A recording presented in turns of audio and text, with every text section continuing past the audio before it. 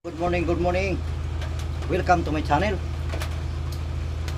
Matagal akong hindi nakaload mga kapatid. Dahil sobrang busy ko. Dito tayo ngayon, pag-usapan natin ngayon ang pinakamayabang na nakita ko, nag-viral ito ngayon. Yan si Epifanio Labrador. Anay channel sa YouTube, no? Dati-dati, pinuna ako yan. Sa aking YouTube channel, makita ninyo sa aking YouTube channel. Pinaghamon niya ang mga iglesia ni Cristo. Minamaliit niya ang iglesia ni Cristo. Ngayon, last week, nag-viral yan. Sa sobrang kayabangan niya, pinaghahamon niya ang mga kapatid nating Muslim. Sobrang yabang ang tao na ito.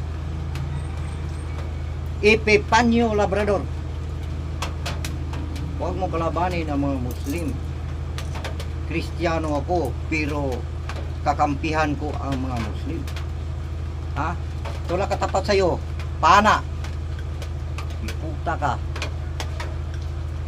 Unggoy ka. Unggoy ka. Huwag niyo maliitin ang taga Mindanao. Epifanio Labrador. Gardim ka. Ano sabi mo? Buhok lang ni Erwin Tulfo kayang kalahati ng Muslim Mindanao ubusin?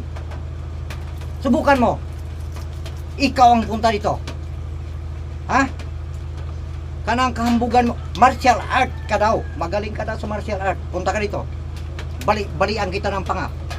Gago ka. Hindi kita kagamitan ito. Hindi kita gagamitan ng pana. Ito lang.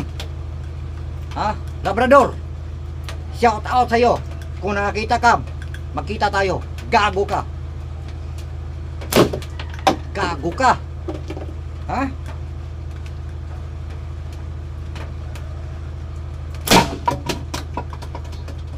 Labrador. Hinahamon kita. God day.